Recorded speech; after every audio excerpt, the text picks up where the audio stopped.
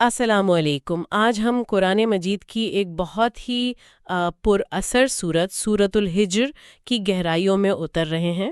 وعلیکم السلام۔ جی ہاں، یہ مکی دور کی صورت ہے اور اس میں آپ دیکھیں گے انتباہ، تسلی، کائنات کی نشانیاں اور تاریخ کے اسباب کا ایک زبردست امتزاج ہے۔ بالکل، تو ہمارا مقصد یہی ہے کہ اس کے جو اہم پیغامات ہیں ان کو سمجھیں اور دیکھیں کہ آج یہ ہمارے لیے کیا معنی رکھتے ہیں۔ جی، اور یہ ہمیں یوں سمجھیں، وحی کی حقیقت، اللہ کی قدرت، تکبر کا انجام اور ایمان پر ثابت قدمی جیسے اہم موضوعات پر غور کرنے کی دعوت دے گی۔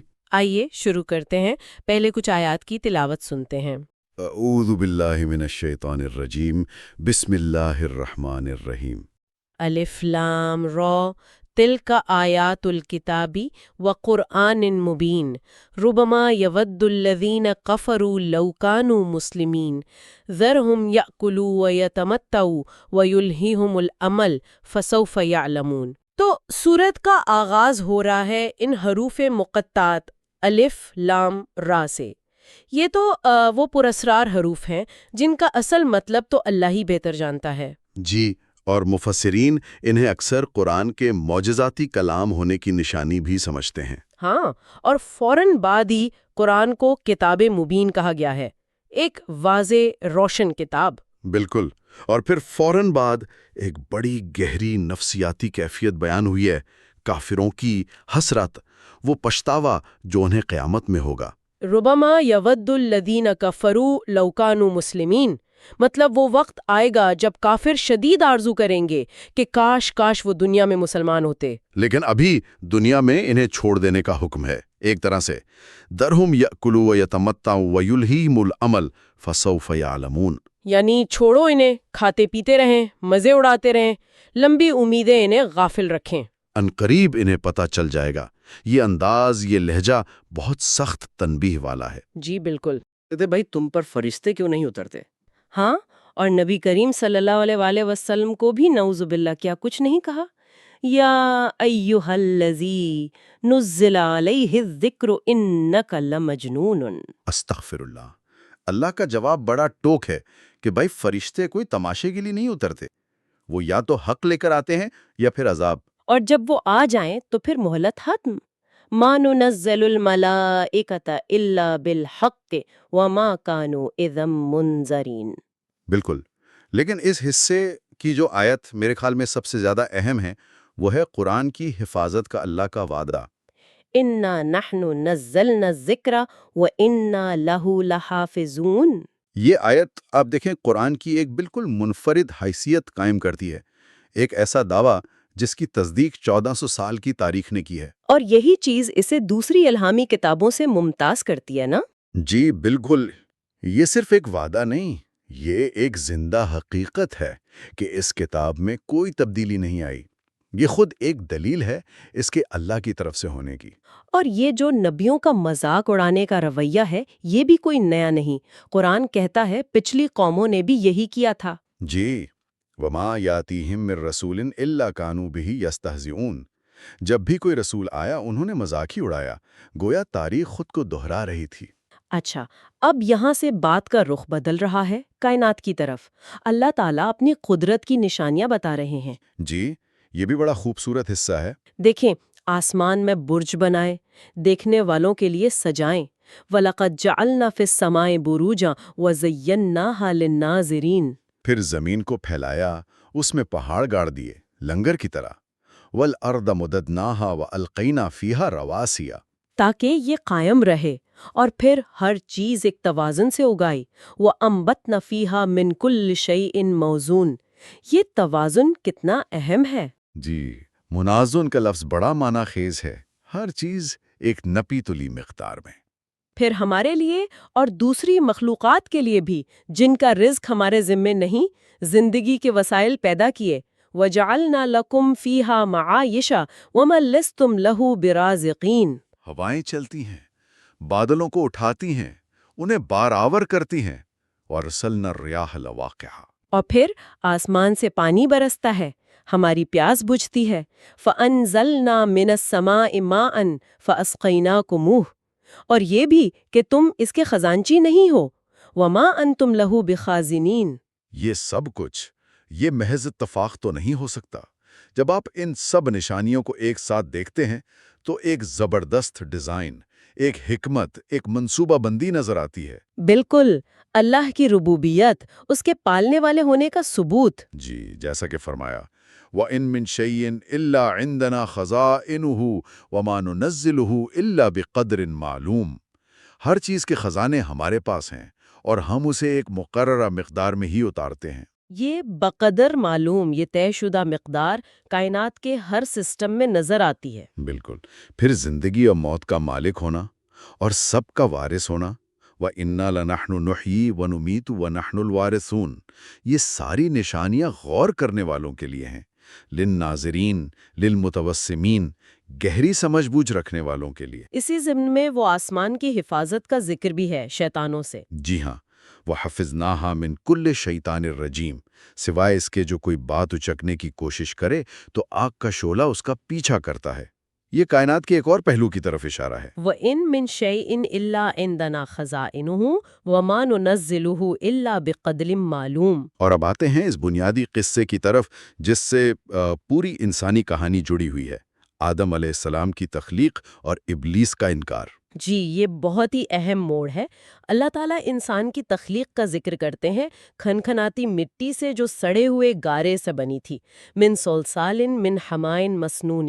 اور جنات کی تخلیق اس سے پہلے آگ کی لپٹ سے، من نار سموم۔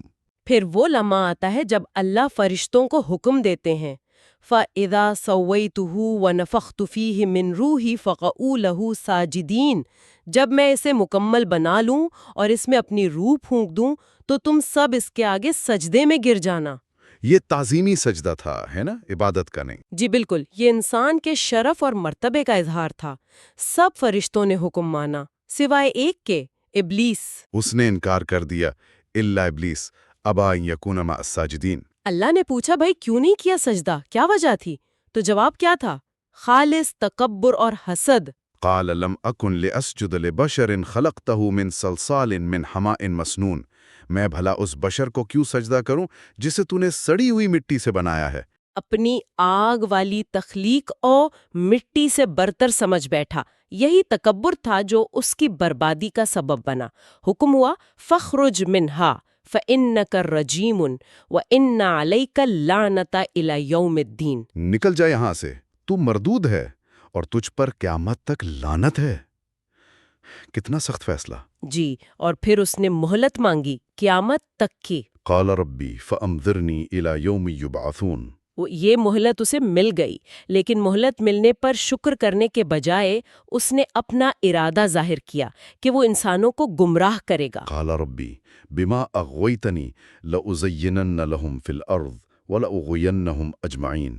اے رب، چونکہ تو نے مجھے گمراہ کیا، میں قسم کھاتا ہوں کہ میں زمین میں ان کے لیے گناہوں کو خوشنما بناؤں گا، اور ان سب کو گمراہ کر کے رہوں گا۔ لَأُزَيِّنَنَّ لَهُمْ فِي الْأَرْضِ، زمین میں مزین کروں گا۔ یہ بات بہت اہم ہے۔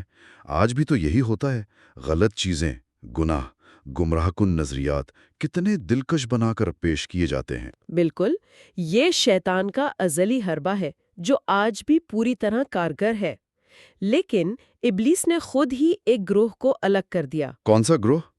اللہ کے مخلص بندے، الا عبادک منہم المخلصین، سوائے تیرے ان بندوں کے جو مخلص ہیں۔ اچھا، جنہوں نے خود کو اللہ کے لیے خالص کر لیا۔ جی، اللہ تعالیٰ نے فرمایا کہ یہی اخلاص کا راستہ، یہی سیدھا راستہ ہے جو مجھ تک پہنچتا ہے۔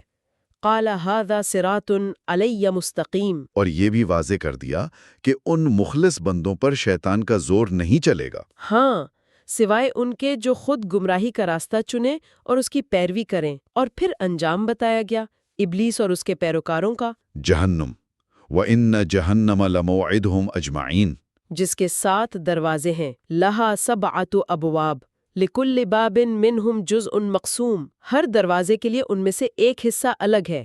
یہ انجام کی شدت کو ظاہر کرتا ہے۔ قال رب بما أغويتني لأزينن لهم في الأرض ولأغوينهم أجمعين إلا عبادك منهم المخلصين۔ اچھا، اب اس ہولناک انجام کے بالکل مقابل اللہ کے مخلص اور متقی بندوں کا ذکر ہے۔ کیا خوبصورت تقابل ہے۔ جی، ان کے لیے باغات ہیں، چشمے ہیں۔ ان المتقین فی جنات وعیون۔ اور ان کا استقبال کیسے ہوگا؟ ادخلوها بسلام آمنین، داخل ہو جاؤ ان میں سلامتی اور امن کے ساتھ۔ اور جنت کی ایک بہت بڑی نعمت دلوں کی صفائی۔ وَنَزَعْنَا مَا فِي صُدُورِهِم مِّن غِلٍّ إِخْوَانًا عَلَى سُرُرٍ مُتَقَابِلِينَ، ہم ان کے سینوں سے کینہ، بغض، حسد سب کھینچ نکالیں گے۔ وہ بھائی بھائی بن کر آمنے سامنے تختوں پر بیٹھیں گے۔ دنیا کی ساری رنجشیں ختم، جی، اور وہاں نہ کوئی تھکاوٹ ہوگی، نہ اوکتاہٹ، اور نہ ہی کبھی وہاں سے نکالا جائے گا۔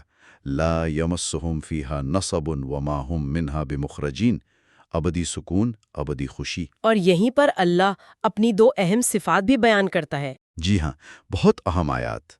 نبئ عبادی انی انا الغفور الرحیم وان عذابی هو العذاب العلیم۔ میرے بندوں کو بتا دو کہ میں بہت بخشنے والا، نہایت رحم کرنے والا ہوں۔ اور ساتھ ہی یہ بھی کہ میرا عذاب ہی دردناک عذاب ہے۔ بالکل، امید اور خوف، رحمت اور عدل، ان کے درمیان توازن قائم رکھنے کی تعلیم۔ ان المتقین فی جنات وعیون ادخلوها بسلام آمنین ونزعنا ما فی صدورہم من غل اخوانا علی سرر متقابلین۔ جزا و سزا کے اس بیان کے بعد اب صورت ہمیں تاریخ میں لے جاتی ہے، انبیاء کے قصے۔ جی، جو سبق کے لیے بہترین مثالیں ہیں۔ حضرت ابراہیم علیہ السلام کا واقعہ، فرشتے انسانی شکل میں آئے۔ شروع میں وہ پہچان نہ سکے، کچھ ڈر محسوس کیا۔ قال انا منکم وجلون۔ فرشتوں نے تسلی دی، قالوا لا تجل، ڈرو مت، اور پھر خوشخبری سنائی۔ بڑھاپے میں بیٹے کی بشارت، ایک علم والے بیٹے حضرت اسحاق کا واقعہ۔ انا نبشرک بغلام علیم۔ حضرت ابراہیم کو تعجب ہوا، لیکن اللہ کی رحمت سے مایوس نہیں ہوئے۔ فرمایا ومن یقنط من رحمت ربہ الا الضالون۔ بھلا گمراہوں کے سوا کون اللہ کی رحمت سے مایوس ہوتا ہے؟ کیا زبردست یقین ہے۔ پھر جب انہوں نے پوچھا کہ بھئی آپ لوگوں کے آنے کا مقصد کیا ہے، تو فرشتوں نے بتایا کہ وہ اصل میں قوم لوط کی طرف بھیجے گئے ہیں۔ ایک مجرم قوم، انا ارسلنا الی قوم مجرمین۔ اور یہ بھی بتایا کہ وہ لوط اور ان کے گھر والوں کو بچا لیں گے، سوائے ان کی بیوی کے، وہ پیچھے رہ جانے والوں میں سے تھی۔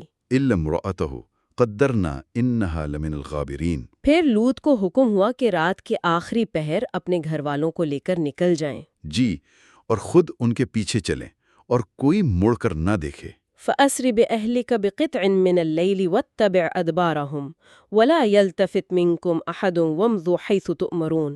اور پھر وہ واقعہ پیش آیا جب شہر کے بد کردار لوگ ان مہمانوں فرشتوں کی خبر پا کر آ گئے۔ جی، خوشی مناتے ہوئے آئے، اپنے خباثت کا مظاہرہ کرنے۔ لوط نے بڑی بے بسی سے کہا بھئی یہ میرے مہمان ہیں، مجھے رسوا نہ کرو۔ ان هؤلاء ضیفی فلا تفضعونی واتقوا اللہ ولا تخزونی۔ اللہ سے ڈرو، مجھے ذلیل نہ کرو۔ مگر وہ نہیں مانے، اپنی بدکاری پر اڑے رہے۔ پھر اللہ کا فیصلہ آیا۔ وہ پھٹتے ہی ایک ہولناک چیخ نے انہیں پکڑ لیا۔ فاخذتهم الصیحۃ مشرقین۔ پوری بستی الٹ دی گئی۔ فجعلنا عالیہا سافلہا، اور پتھروں کی بارش۔ وامطرنا علیہم حجارۃ من سجیل۔ کتنا عبرتناک انجام۔ قرآن کہتا ہے اس میں نشانیاں ہیں گہری نظر رکھنے والوں کے لیے، للمتوسمین۔ جی، اور اس کے فوراً بعد دو اور قوموں کا مختصر ذکر ہے، اصحاب الایکہ یعنی شعیب کی قوم، اور اصحاب الحجر، ثمود، صالح کی قوم۔ جی، ان دونوں نے بھی رسولوں کو جھٹلایا اور عذاب کا شکار ہوئے۔ اصحاب الحجر کا ذکر یہاں خاص طور پر اہم ہے، سورت کا نام بھی انہی پر ہے۔ ہاں، ان کے بارے میں کیا خاص بات ہے؟ ان کے بارے میں آتا ہے کہ وہ بڑے طاقتور تھے، پہاڑوں کو تراش کر گھر بناتے تھے، محفوظ گھر۔ وَقَانُوا يَنْحِتُونَ مِنَ الْجِبَالِ بُيُوتًا آمِنِينَ۔ آمنین یعنی امن والے۔ وہ سمجھتے تھے یہ قلعے انہیں بچا لیں گے۔ جی بالکل، لیکن جب اللہ کا عذاب آیا، ایک چیز نے صبح ہوتے ہی انہیں ختم کر دیا۔ فَأَخَذَتْهُمُ الصَّيْحَةُ مُصْبِحِينَ۔ اور ان کی وہ ساری کاریگری، وہ مضبوط گھر، ان کی کمائی، سب بیکار، فَمَا أَغْنَى عَنْهُمْ مَا كَانُوا يَكْسِبُونَ۔ کچھ بھی کام نہ آیا۔ یہ بہت بڑا سبق ہے۔ واقعی وہ اپنی بنائی ہوئی چیزوں کو امن کا ذریعہ سمجھتے تھے، مگر اصل امن تو اللہ کی اطاعت میں تھا۔ بالکل، ان سارے قصوں کا آپ دیکھیں مرکزی نقطہ یہی ہے، اللہ کی ہدایت سے منہ موڑنا، تکبر کرنا، نبیوں کو جھٹلانا، اس کا انجام ہلاکت اور بربادی ہے۔ اور ان قوموں کے کھنڈرات بعد والوں کے لیے کھلی نشانیاں تھے۔ جی ہاں، وَإِنَّهَا لَبِسَبِيلٍ مُقِيمٍ وَإِنَّهُمَا لَبِإِمَامٍ مُبِينٍ، وہ راستوں پر واقع تھے لیکن لوگ عبرت کم ہی پکڑتے ہیں۔ آگ کے بعد سورت کا آخری حصہ اب براہ راست نبی اکرم صلی اللہ علیہ وسلم سے مخاطب ہے۔ جی، اس میں آپ کے لیے تسلی بھی ہے اور اہم ہدایات بھی۔ فرمایا گیا کہ یہ آسمان و زمین، یہ کائنات بے مقصد نہیں بنی، حق کے ساتھ بنی ہے۔ وما خلقنا السماوات والارض وما بینہما الا بالحق۔ اور قیامت کا آنا یقینی ہے، وَإِنَّ السَّاعَةَ لَآتِيَةٌ، اس لیے آپ مخالفین کی باتوں سے، ان کی اذیتوں سے درگزر کریں، مگر خوبصورتی سے، فَاصْفَحِ الصَّفْحَ الْجَمِيلَ، کیونکہ آپ کا رب ہی سب کا خالق ہے، سب کو جاننے والا ہے۔ ان ربک هو الخلاق العلیم۔ اور پھر اللہ تعالیٰ آپ صلی اللہ علیہ وسلم کو عطا کردہ ایک عظیم نعمت یاد دلاتے ہیں۔ وَلَقَدْ آتَيْنَاكَ سَبْعًا مِّنَ الْمَثَانِ وَالْقُرْآنَ الْعَظِيمِ۔ سبع من المثانی یعنی سورۃ الفاتحہ اور یہ عظمت والا قرآن۔ جی، یہ اتنی بڑی نعمتیں ہیں کہ ان کے ہوتے ہوئے کافروں کی دنیاوی چمک دمک کی طرف دیکھنے کی ضرورت ہی نہیں۔ بالکل، ہدایت دی گئی، لا تمدن عینیک الی ما متعنا بہ ازواجا منہم، آنکھ اٹھا کر بھی نہ دیکھیں ان چیزوں کی طرف جو ہم نے انہیں دے رکھی ہیں۔ اور ان کے ایمان نہ لانے پر غم نہ کریں، ولا تحزن علیہم، بلکہ اپنی توجہ مومنوں پر مرکوز رکھیں، ان کے لیے اپنے بازو جھکا دیں۔ وخفض جناحک للمؤمنین، نرمی اور شفقت کا رویہ۔ یعنی اپنی توانائی ان پر لگائیں جو قبول کر رہے ہیں، بجائے ان کے جو انکار پر اڑے ہیں۔ جی، پھر آپ صلی اللہ علیہ وسلم کو اپنا مشن واضح کرنے کا حکم ہے، اور کل انی انا النذیر المبین، کہہ دیجئے میں تو بس ایک کھلا کھلا خبردار کرنے والا ہوں۔ اور ان لوگوں کی مذمت بھی ہے جو قرآن کو ٹکڑے ٹکڑے کرتے ہیں۔ الذین جعلوا القرآن عضین، مطلب کچھ مانتے ہیں کچھ چھوڑ دیتے ہیں، جی اپنی مرضی چلاتے ہیں۔ ان سب سے قیامت میں پوچھا جائے گا۔ فوربک لنسألنہم اجمعین عما کانوا یعملون۔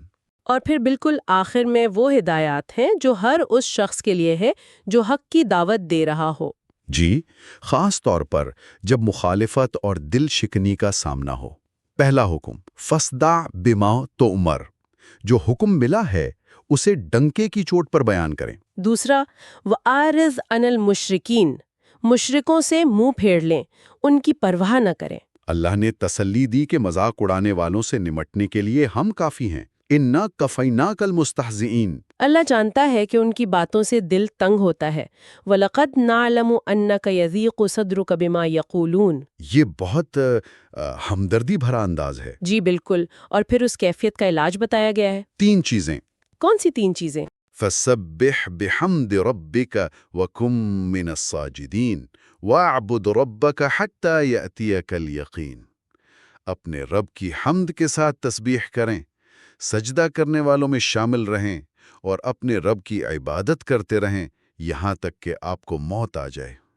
یعنی اللہ کی یاد، اس کے آگے جھکنا اور موت تک بندگی کے راستے پر قائم رہنا، یہی اصل علاج اور سہارا ہے۔ وَلَقَدْ نَعْلَمُ أَنَّكَ يَضِيقُ صَدْرُكَ بِمَا يَقُولُونَ فَسَبِّحْ بِحَمْدِ رَبِّكَ وَكُن مِّنَ السَّاجِدِينَ وَاعْبُدْ رَبَّكَ حَتَّى يَأْتِيَكَ الْيَقِينُ۔ تو ہم نے سورۃ الحجر کے اس سفر میں کتنی ہی چیزیں دیکھی۔ اللہ کا قرآن کی حفاظت کا وعدہ، کائنات کی نشانیاں، انسان اور شیطان کی کشمکش، تاریخ سے عبرت، متقیوں اور مجرموں کا انجام، اور آخر میں نبی صلی اللہ علیہ وسلم اور مومنین کے لیے تسلی اور رہنمائی۔